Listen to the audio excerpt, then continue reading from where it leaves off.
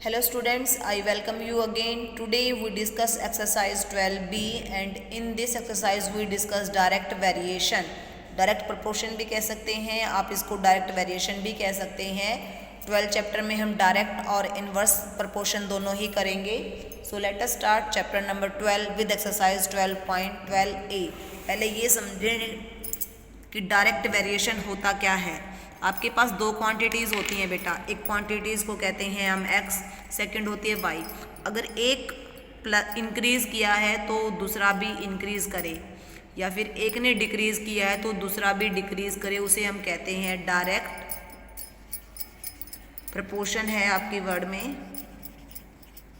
इसको direct variation भी आप कह सकते हैं।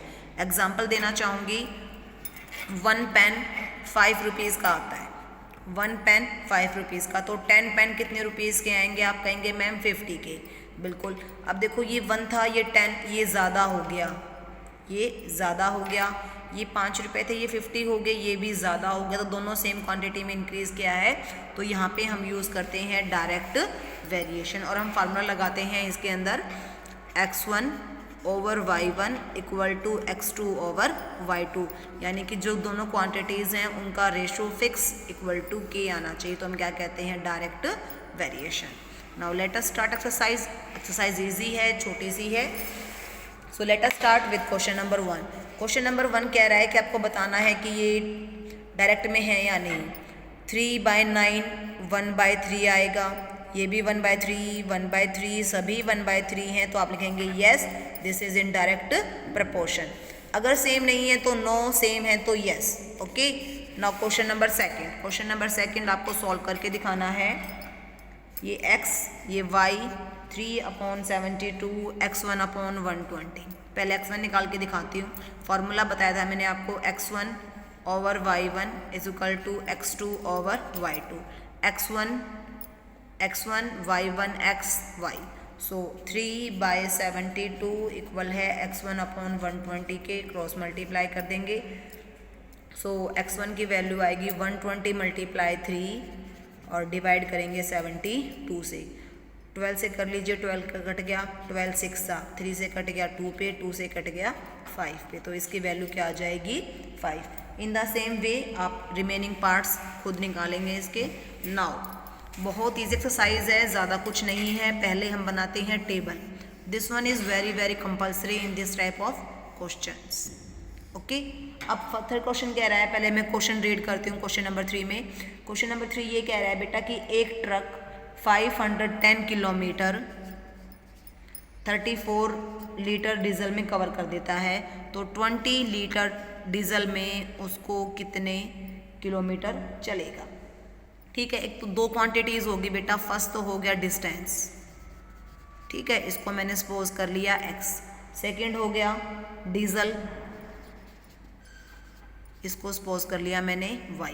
अब सिंपल सी बात है, अगर डीजल कम है तो कम डिस्टेंस कवर करेगा, डीजल ज़्यादा है तो ज़्यादा डिस्टेंस कवर करेगा, ज़्यादा है तो ज़्यादा, कम है तो कम। सो आप लिखेंगे हेयर। ये कुछ स्टेटमेंट्स हैं, आपको हर क्वेश्चन में लिखनी है। Here we use direct proportion, क्योंकि आपको बताना ज़रूरी है कि आपने क्वेश्चन में प्रोपोर्शनल कौन सा यूज़ किया है। Formula x1 y1 x2 y2, x वाली सीरीज़ x1 x2, y वाली series y1 y2। So 510/34 is equal to x2/20। Cross multiply करेंगे, x2 की वैल्यू निकालनी है, तो 510 की मल्टीप्लाई करेंगे 20 से और डिवाइड करेंगे 34 से। 17 2 17 3 51, 2 से कट हो गया 10 पे, तो आपका आंसर आ गया 300 kilometre. Okay, this is question number 3। Now question number 4 देखिए। क्वेश्चन नंबर 4 क्या कह रहा है? टेबल बनाएंगे।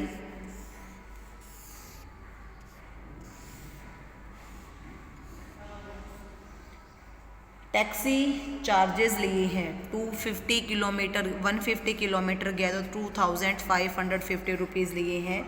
अब ये पूछ रहा है कि 124 किलोमीटर जाने के लिए कितने रुपए लगेंगे। तो ये तो आपके पास हो गया डिस्टेंस इसको मैंने क्या सपोज कर लिया x। ये हो गया फेयर, इसको मैंने सपोज कर लिया y। किराया कम है तो डिस्टेंस कम होगा, किराया ज़्यादा है तो डिस्टेंस ज़्यादा होगा। तो हम यूज़ करेंगे direct proportion. Formula x1 upon y1 is equal to x2 upon y2। So 150 upon 2550 124 upon y2। Cross multiply करेंगे, y2 की वैल्यू निकालने के लिए इन दोनों की मल्टीप्लाई करके 150 से डिवाइड कर देंगे, कट गया। 15 1 ज़ा 15, 10 15 7 ज़ा 105। 17 की जब हम मल्टीप्लाई करेंगे 124 से तो आपको मिलेगा 2108। Okay, this is question number 4। In the same way सभी क्वेश्चन सेम है, किसी क्वेश्चन में ज़्यादा डिफरेंस नहीं है। क्वेश्चन नंबर 6 देखें आप। क्वेश्चन नंबर 6 है कि 18 डॉल 630 रुपीज़ की आती हैं। सो 455 डॉल्स कितने रुपए की आएंगी? तो यहाँ पे आप लिख लें number of dolls, x quantity suppose कर लें, यहाँ पे लिख लें कॉस्ट, उसको वाई क्वांटिटी। कम रुपए हैं तो कम डॉल आएंगी, ज़्यादा रुपए हैं तो ज़्यादा डॉल आएंगी। Formula x1 y1 x2 over y2। 18 upon 630 is equal to x2 upon 445। Multiply करेंगे, सो x2 की वैल्यू 18 मल्टीप्लाई 445 मल्टीप्लाई 630। 630 से करेंगे, ये 10 पे कट हो जाएगा और ये कट होगा 7 पे।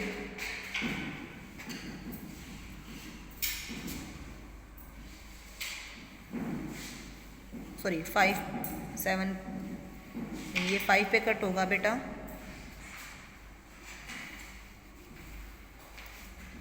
5 से कट कर लेते हैं। 5 1 ज़ा 5, 5 2 ज़ा 10, 6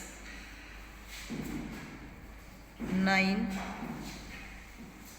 और ये बन गया 1। फिर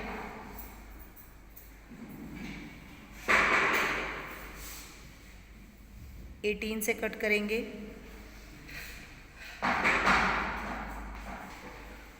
ये 18 7 ज़ा पे कट हो जाएगा, 7 13 पे कट होगा, तो आपका आंसर आ जाएगा 13 dolls. In the same way remaining questions हैं। क्वेश्चन नंबर 12 देखो बेटा, आप बाकी आप खुद ट्राई करेंगे।